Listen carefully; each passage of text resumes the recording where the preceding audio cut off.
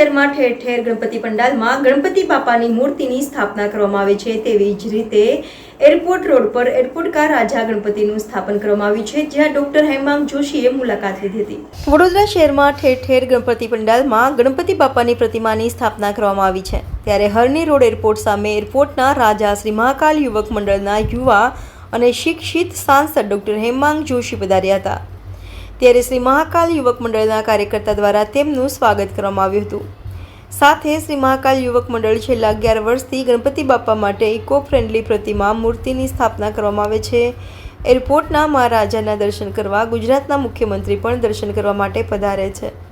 આ ગણેશજીને માનતા ગણેશ પણ કહેવામાં આવે છે। દર વર્ષની જેમ આ વખતે પણ ભવ્ય શણગાર કરવામાં આવ્યું છે। ત્યારે આજરોજ યુવા સાંસદ ડોક્ટર હેમાંગ જોશી દ્વારા આરતીનો લાવો લીધો હતો, જેમાં શ્રી મહાકાલ યુવક મંડળના પ્રમુખ વિરલ પટેલ, આયુષ પટેલ દ્વારા શાલ ઓઢાડીને સન્માન કરવામાં આવ્યું અને બ્રિજેશ પટેલ, તપન શાહ દ્વારા બુકે આપવામાં આવ્યું।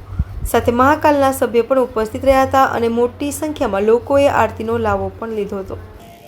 શ્રી મહાકાલ યુવક મંડળ આયોજિત જે છેલ્લા દાયકાથી ભવ્યાતિ ભવ્ય ગણપતિ સ્થાપના કરતું આવ્યું છે અને આ વખતના જે ગણેશજી છે એમની વિશેષતા પણ એક ભવ્ય છે કે આટલી ભવ્ય મૂર્તિ એ પણ માટીથી બનેલી મૂર્તિની સ્થાપના અહીંયા કરવામાં આવેલી છે અને ખૂબ સુંદર શણગાર, ખૂબ સુદૃઢ વ્યવસ્થા અને ભક્તિમય વાતાવરણમાં આજે ગણપતિજીની આરતી કરવાનું મને તક મળી છે અને શ્રી મહાકાલ યુવક મંડળના તમામ યુવકો અને પરિવારજનો એમના સાથે મળી અને ગણેશજીની આરતી કરવાનો આ મને જે દિવ્ય લાવો મળ્યો એ બદલ જે એરપોર્ટ રાજા એમના તમામ આયોજકોને હું ખૂબ ખૂબ હાર્દિક અભિનંદન અને આભાર માનું છું।